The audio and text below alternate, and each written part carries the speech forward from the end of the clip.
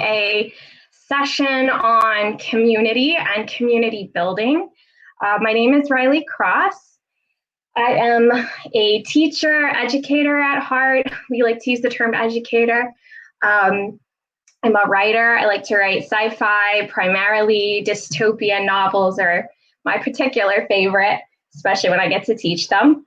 And one of the things that I have experienced in my life as a writer and as someone who, is attempting to get this young adult dystopian novel out there in the world is just the absolute fatigue that writing brings to us.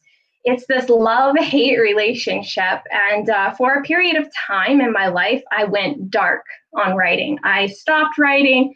I wasn't doing much with it. I just had files in a folder, and that was it. The ideas were locked up in a computer file somewhere, and I just wasn't doing anything. And from this experience, I started caring again about writing, and I wanted to rebuild a community. So I'm someone who has started a writing community once and failed, and this is like my second attempt, and this time it just really took off. So I wanted to kind of give you guys the ins and outs of building a community, in the sense that you can use this as your book platform. You can use this to build your readership base. You can use this to create that marketing platform that you so desperately need. So a little bit about me. I'm a mom with 2 kids. I have, I'm trying to get like this whole social media platform thing going. So I have a website, I have a Twitter. You can email me, so my email is there. And as a mom, I don't have a lot of time to write, but one of the things that keeps me going at the end of the day and realizing that I'm more than just a mom and a teacher, I'm a writer too, is having this sense of community lifting you up. I am the administrator for a writing group called Write Around the Block. And in our group, we are an international 150 members strong. And international, we enter competitions from Australia to the US, like we're all over the place. And the motivation that I find every day when I log into my Facebook group is so strong and so astounding that it keeps me going. And as a writer, sometimes we tend to be in our own little island. Even on Twitter, you'll find writers kind of just, they're still somewhat a little bit of their own island, even though there's like this online vibrant community. And the idea here is to build a close-knit community that keeps you going. So for example, let's say you're writing a nonfiction book. And as one of the sessions earlier pointed out, is if you're writing nonfiction, you need a platform. Even if you max out social media, you need this like platform to reach audiences. And one of the ways you could reach audiences with your nonfiction novel is to have a writing group that supports the topic that you're passionate about. So if you're writing a nonfiction book on faith, having a faith-based community, building one, would definitely help you, not only in terms of marketing your book, but helps you and those that you're trying to reach. It's creating genuine connections. You're not just doing this to market yourself. And I think that's the big thing that we need to keep in mind, that even if you're creating a group, you're not doing this for yourself. You're doing it for your readers. You need that genuine warmth.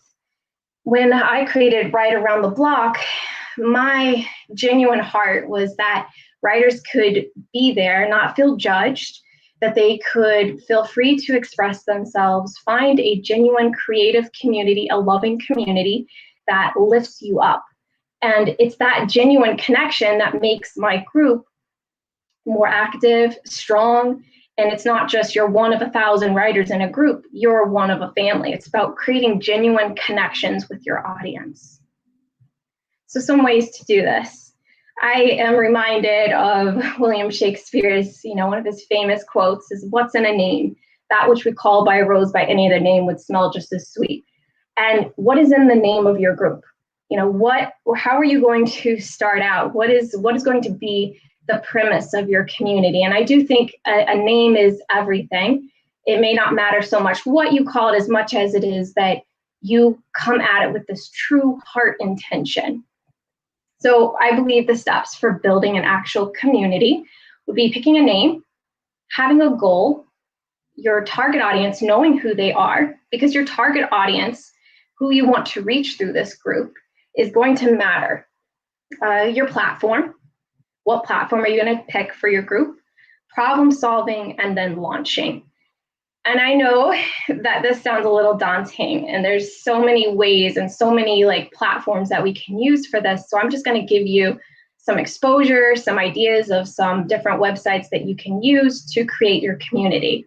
And as we're going through this session, I want you to be thinking as a writer, how and what kind of community do I want to build? Who do I want to reach? How do I want to build it? If I was talking to a writer who writes apocalyptic books, and I was thinking there's so many people out there that are obsessed with apocalyptic type stories. Why not create a Facebook group in which you connect with those readers, and you can share apocalyptic memes or dystopian memes, and you can talk about the books you've read, because that creates an instant connection with the type of readers that you would need for your specific type of books. Again, going to the nonfiction example, you have a book on a specific topic, you want to reach people who are, let's say, feeling down and discouraged, your book is written for them. What about creating a support group for that? You want to reach parents, let's reach parents. You want to reach young adult readers, where are they at? How do I create a community for my readers? And this goes well into, once your book is launched and once you have that book out there, the book and your community work together to get your message across. So this is all about marketing. And I hope, if I'm talking too fast or you need me to slow down, you just let me know. So first things first, once you have your name, we definitely need a logo. And these are some companies that, I'm pretty interested in myself. I love Canva. Shout out to Jennifer for telling me about this one. As you can see under Canva, the r.cross, that's my logo that I've been creating for my website. I am not an artist. Canva is just literally so easy to create a logo with, and it's high resolution. So lots of fun, so much better than me just drawing something on a sheet of paper. Now, let's say you absolutely have no luck with Canva. Another option is what we call Fiverr. And Fiverr is a really cool artistic community where you can commission someone for $5. Sometimes they're a little more expensive, but you can filter it by what kind of price you want. That's why I have it highlighted under budget. You could, for $5, have somebody create you a logo.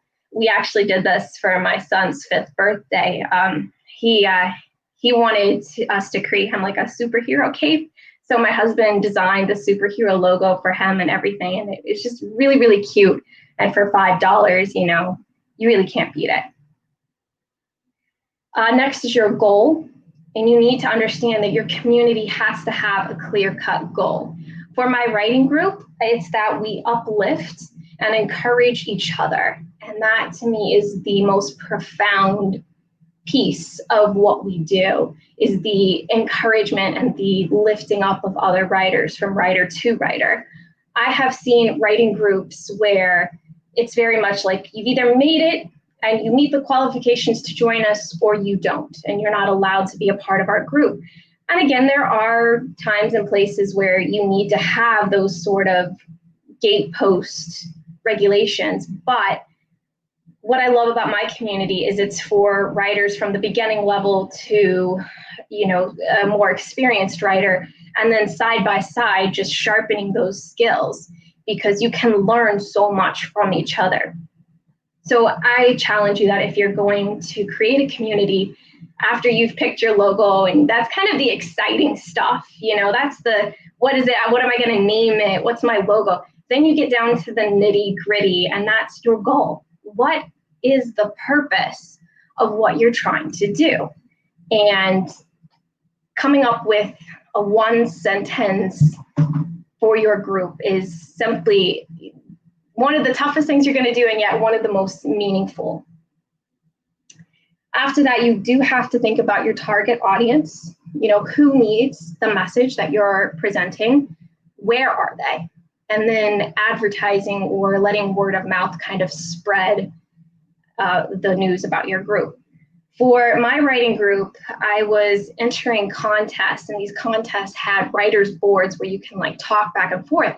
And just kind of emerging from that kind of dark period in my life where I wasn't writing at all, to suddenly having this like ability to communicate with other writers and to comment on their stories, it just kind of created this longing in me that I need this for myself. I may not have the ability as a mom to join a local writing group and make the commitments to that, but I am on my phone a lot. I do kind of access the internet, and that would be a really great way if I could continue this interaction that I'm needing, this feedback, this motivation.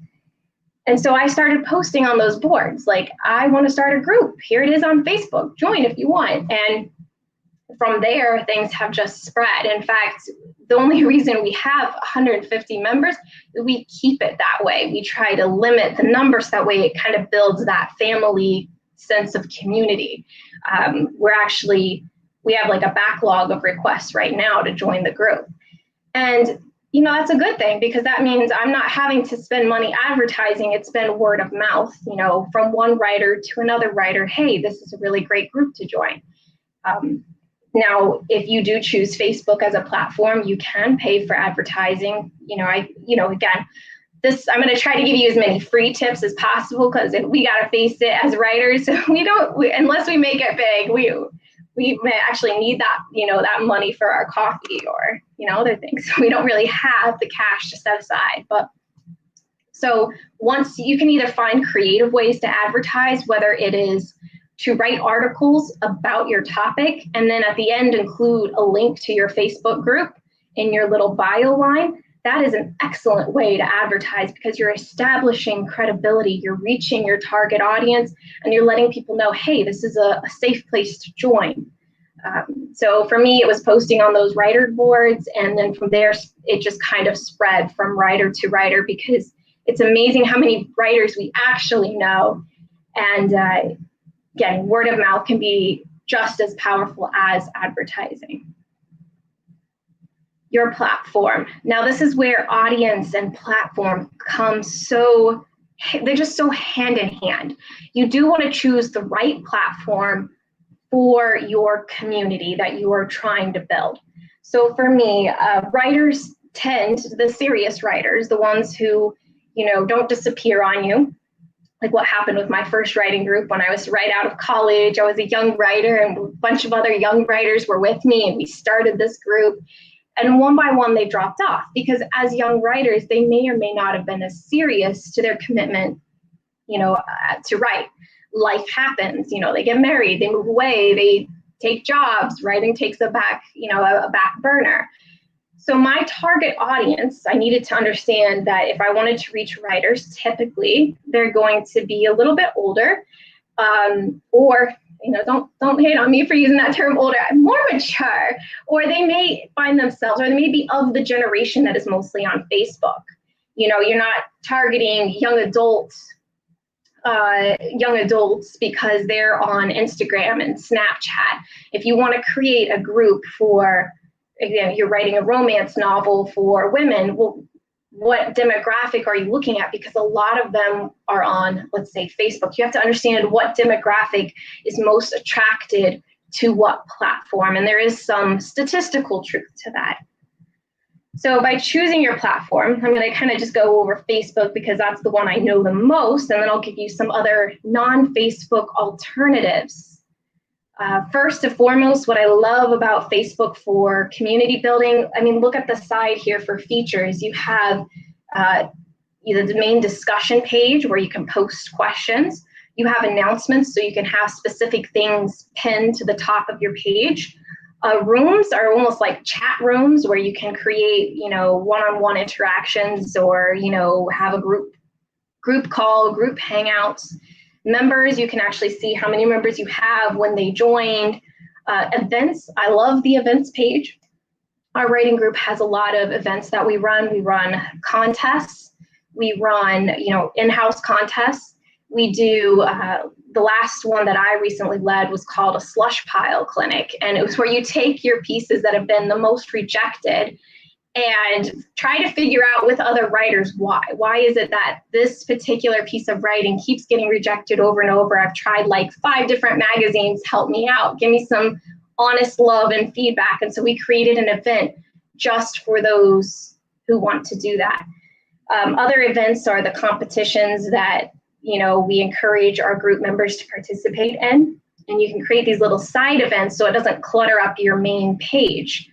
And it kind of just, again, you could do book readings, you can do let's study a book together. Events are such a great way to manage your group and create this sort of life. You can upload videos, there's photos, files, and at the same time, there's the messenger feature. So at the bottom, I have like 39 chats going, you know, it's kind of a lot.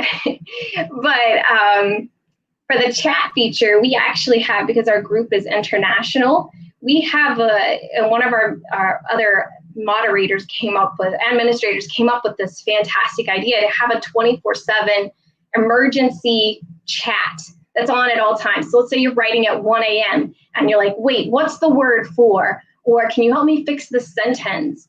And someone from the other side of the world can answer your question because someone is always awake on the chat. It's a 24/7 help hotline.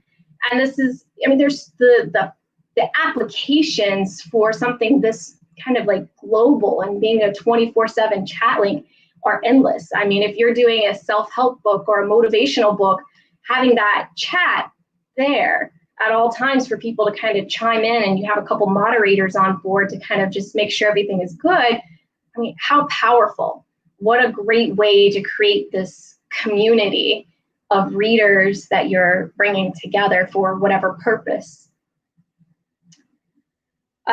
Here's just some screenshots of the group.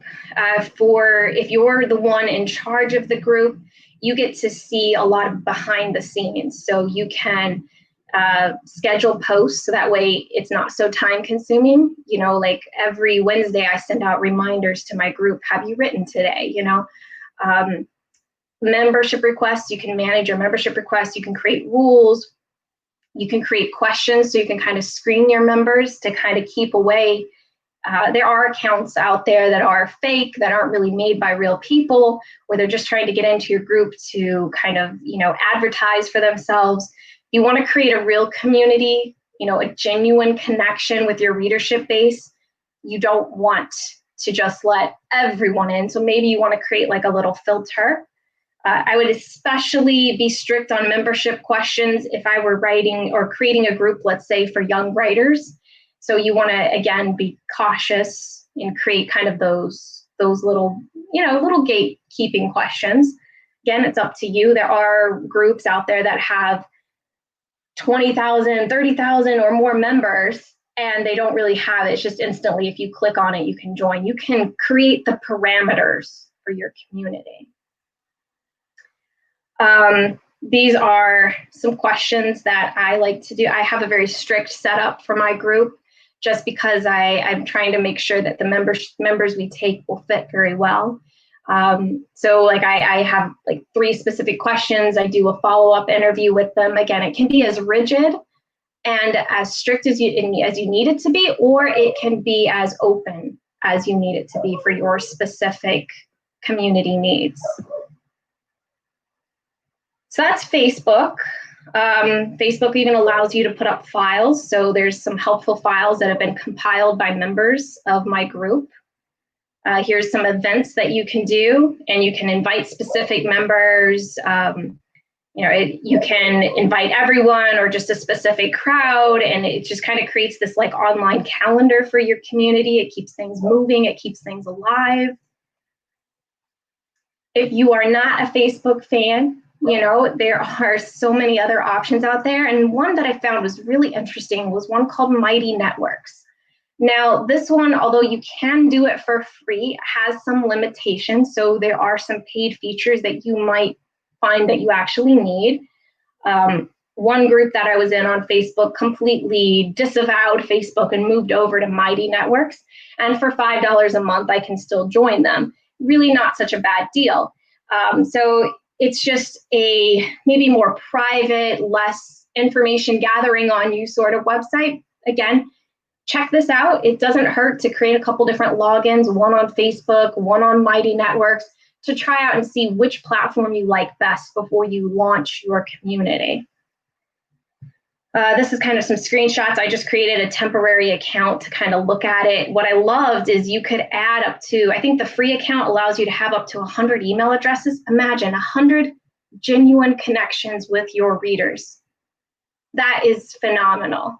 Because we can be on social media and we can be on Twitter and have thousands and thousands of followers, but we don't have a meaningful connection with them, so it's not going to matter. But if you create communities on topics that are near and dear to your heart and to your passions. Again, I'm a sci-fi writer. What if I gather together sci-fi fans and enthusiasts into a group? I have 100 genuine connections here. And again, it's just kind of amazing to see. You can share, it creates links for you. You can share it out via email, via Facebook, via Twitter. You can share this link, people can click on it, and then they can join your group. If you're doing a Bible study, for example, or a book based off of a Bible study, what a fantastic way to create like intimate communities. Or you're launching your book and you want to create, for the first 100 readers who buys my book, we're going to do this in-depth, reading of the chapter and discussing it. Here's, a perfect solution for you to create this platform for your first 100 readers. This one is called Discord, and it's an app that you can even have on your phone. Discord was originally set up for gamers, so that's why the screenshot I took here is from a gamer perspective, but it can be so easily modified. One of the members of my group created a Discord chat for my group, and I'm like, what is this? Because I'm not always like up on the latest trends. So I was doing my research for this presentation, and I really like it. You can create channels, if you can see my screen. Each of these channels could be specific topics or specific chapters in your book that people are commenting on. So like chapter 1, and there's a discussion question for whoever's reading your book, chapter 2, and here's a discussion again, or, you could focus on topics and then people post. It's like a chat room, and it's got some video features. Again, it was originally started for gamers, but it has such wide, it's just such a variety of applications. It's really just limited to your imagination at this point. Easy to use. Again, here's a link, share it out to your followers, and they can join your Discord chat. I can post these links here in our chat to the side, but these are some other Facebook options, as well as short blurbs about each one, so you can decide which one will work best for you. As far as Twitter goes, I have learned that you can't really create a group through Twitter, but there are some third-party platforms that work with Twitter. So you can convert if you have like a large Twitter following, or you built it up to that, you could convert maybe whoever wants to join you from Twitter into a group, and you can create your own groups off of there as well. So I will put these links and I will make them available to you. One of the steps that I put on early on for creating a community was problem solving. So we're kind of back to the main agenda now. Problem solving is one of the most time-consuming aspects of running a group. So as much as they want us as writers to be out there and to be on social media, I think it's worth it to know that no one tells you how much time you spend committing towards resolving issues within your group, because the strangest things will and can occur. So you want to kind of be able to tackle them head on. Some things that I have found really help is to choose your tone wisely. God gives us a spirit of love and a spirit of wisdom, and I kind of try to tap into that to create a tone for my group. Some moderators of groups are very bold and smash, don't dare defy me. I try to choose the tone that best fits me as someone who cares genuinely as a teacher, as an educator. I want to create a welcoming environment, but I do have certain regulations that you can't, or certain things that you just cannot cross. So choosing your tone and staying consistent with that, you can't take things personally. If someone accuses you of being unfair in the group, or choosing a side when, or how could you post this but not allow me to post my, you flagged my post, but you didn't flag this person's post. You can't take anything personally. You have to remain professional. You have to remain calm. You have to stick to that consistent tone. Setting up a list of rules, welcome to the group sort of list of rules, or a welcoming letter. My group and I have compiled, over the 2 years we've been open, we've compiled quite an opening letter. And in it, we have the guidelines that work best for our group. And you're going to need to come up with that. You can start off with a basic list of rules, and then kind of as your community needs shift and change, you modify that document, but you have it there as the base to kind of guide your decisions. I would always recommend having backup to your decisions. Don't be the only source of power. Once you have built up your group, it's time for you to kind of like take your baby and watch it grow a little bit, allowing it to take its own steps outside of you, choosing other moderators and administrators. That choosing the right ones is key to making them grow.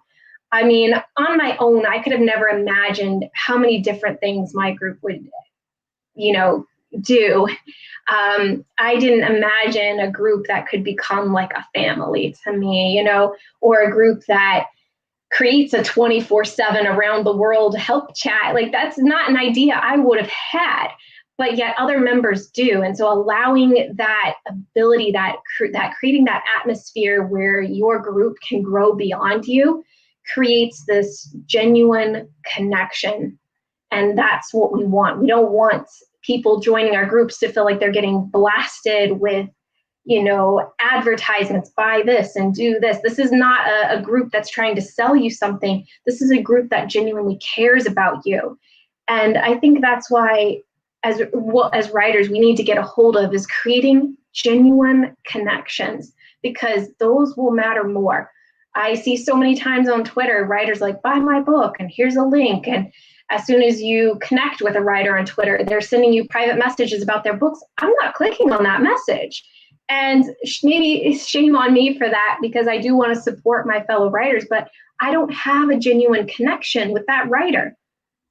And so this is all about building genuine connections before we blast someone with our material, because no matter how well intended and how beautifully written it is, we need those genuine connections.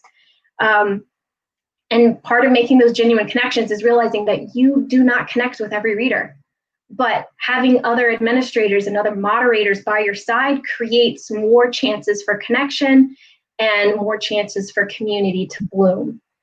As the administrator, though, or as the moderator, you do have to be willing to take on the tough conversations. You can't just moderate that away. That's got to be on you. The amount of awkward messages and interactions I've had to take on, it's tough sometimes, but you still have to take it on and go from there.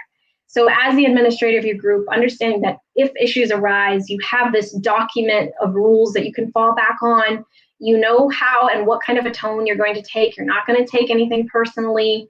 You have other people to kind of get advice from before you reach out and have that one-on-one conversation, but it needs to come from you.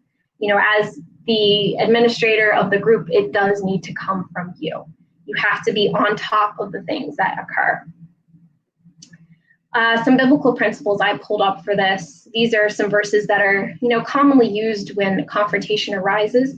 But I think it's also important that no matter what we say in our group, that we say the truth with love. We're not trying to gloss over things. We do speak things as truthfully and as lovingly as we possibly can. And I believe there's even biblical principles in surrounding yourself with moderators, and again, where 2 or 3 are assembled in my name, that I am in their midst. That same principle applies to having multiple people by your side to advise you, to give you direction and to kind of create this unified community. Again, when you're ready to launch, you begin your community, but you have to pour a lot of love and attention to it. When I first start teaching every year, my students don't care about what I know about writing until they know that I care about them. And I think the same thing is true of an online community, is that you have to pour genuine love and connection into what you're launching. It has to be your passion. It has to be something that you are committed to. And then you create true community. I came up with a launching sequence, so once you're ready, you've got your name picked out, you've got your logo picked out, you know which platform you're going to choose. You've chosen Discord or Facebook or Mighty Networks or one of the other plethora of options that are out there based on your audience. Then you begin with the launching. So I say make the shuttle. That's all the stuff that came before, picking your platform, creating your logo. That's your shuttle. That's what you're wanting to launch. Then you go to member sourcing, reaching your members where they are. If you are, again, depending on what type of audience you're trying to reach, that's where you go. That's where you reach out. That's where you post your links, and that's where you start to advertise. And that's when you begin your marketing techniques. What are you going to do to grab their attention? How are you going to try to recruit people to your group? There's after that's the monitoring. This piece, monitoring, never ends. This is constant 24/7, checking your notifications, and it does require a lot of time and a lot of energy. And then from there, movement. If your group doesn't kind of change and shift and offer new things, it's going to become stagnant, and it's going to end up being another group out there that, it's over. It's just done. Kind of like my first group out of college, where everyone was like, yay, writing, let's keep in touch. Let's create a great group of writers. And then it just disappeared.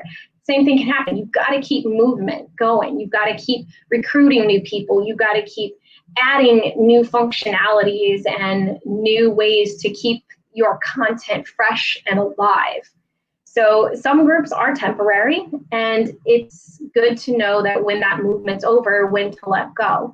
I've seen writers use Facebook groups to launch their books, and they've created these little intimate communities where we discuss the chapters of their story within like individual groups. In fact, that's one of the ways I met Jennifer, the organizer of this, and we were in a study group together. And, from that, lasting connections were made, but once the book was over, so was the group. So just keeping in mind that either your goal for your group is to continue movement. So with my writing group, continually adding in new ideas, launching in new directions, adding fresh content, or whether it's to eventually know when the movement is done and when to kind of gracefully exit. So all of this is key to creating the group and the structure that you would want. I'll open it up now if we have time to questions about community building. And let me see if I can turn my screen back to just me. All right. As you can see, my colorful background. I'm in the process of creating a little classroom for my child right now. Do we have any specific questions about community building, or maybe like some ideas you want to share, ways that you could use or create a community to launch yourself as a writer?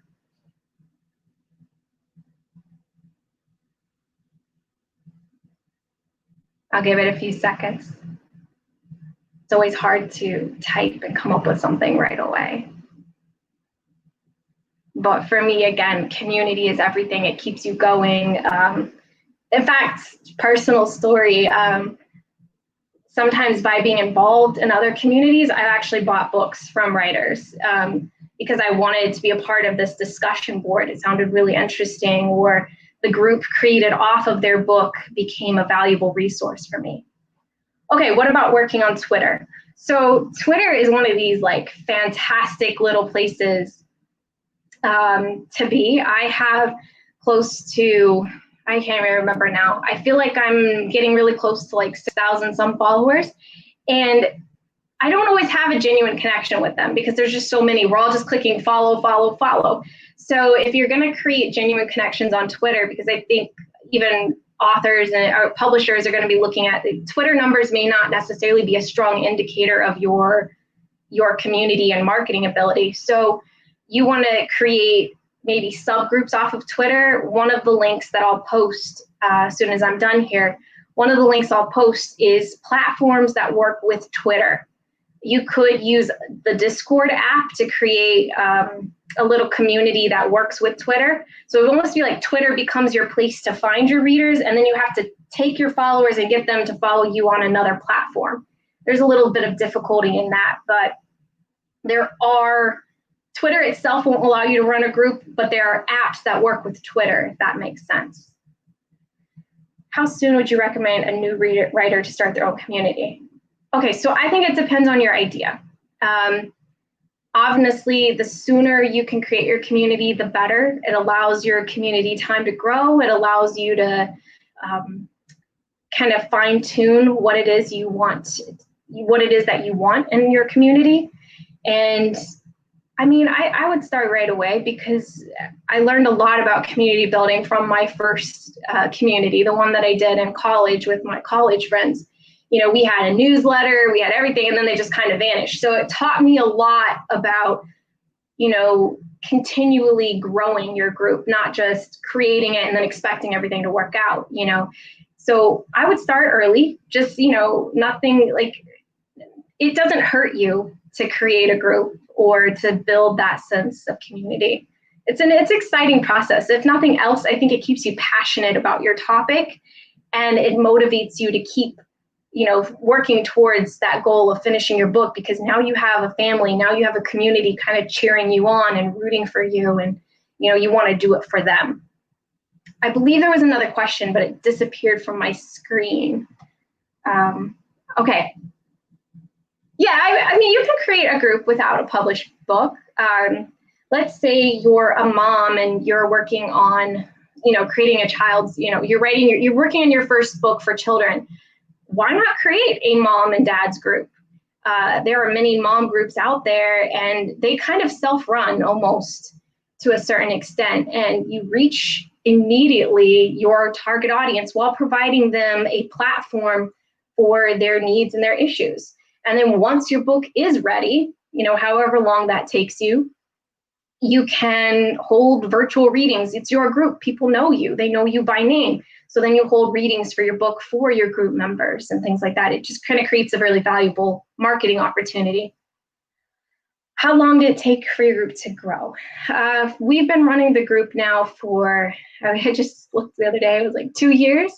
And that doesn't sound like a lot, but like to have 150 writers and growing, nothing is slowing down. There's no like, there's always something happening. And, you know, it's just a really exciting time period. Now, when it first started, I had like maybe 10 people in there, but it grows from there. And you just have to, you know, keep pouring that energy and that love into it. It's a lot of time. I recommend that you have a phone with apps. And then like for me as a mom, I've got like, you know, late at night, I'm checking my messages, but the baby's falling asleep in my arms. So at least because I have the apps on my phone, I'm able to kind of keep up with things, because that's like a one-handed, you know, I could check on my group on one hand while putting the baby to bed. You got to multitask when you're a mom. So was there any other questions or? Thank you. I appreciate you guys too. You know, I wouldn't be where I am today if not for the encouragement, the love and support, you know, of so many people. So I think community is something valuable. Not only can we create and give it to our readers, but you might be really surprised at what comes back at you in return. And I have nothing but gratitude and love for my writing group, because they really are this online family that have become like second nature for me. So it's a lot of love being sent out there to you guys too. I believe we're almost out of time. but I think we can work in a couple more questions if there's any. And don't be afraid of technology. Like, even if you're like, oh, I don't know what this is, try, play around with it. On should your community be working? Yeah, you can create I hope I'm understanding your question correctly, but your community can be structured around, let's say, specific types of writing or specific types of books. Like, I believe Jennifer has a Soul Foods book club, so I'm going to throw a little promo out for her. You can create little book clubs that are focused on types of books that you like to read, and then you create a community of readers, bringing them together. I think especially during these times, a lot of parents are turning towards the internet to find ways to get their kids involved in reading. Creating a young adults book club. You're writing a young adults book, it's not finished, but why not create a book club that engages kids who are sitting at home anyways, not reading, and kind of bringing them into the conversation and getting them to read? One, parents will love you for it. Two, you've connected with your YA audience, and you can put it down on your marketing platform when you pitch your book to, agents and publishers. So there's the ways that you can create community are literally just limited to your imagination. All right, guys, we want to thank Riley for joining us today. We are going to close out this session with a huge heartfelt love to you. And we're going to get on to listen to HarperCollins. And so we're closing this one out. Stay tuned, guys, for our next presentation with Jerry Helms. All right, bye, guys.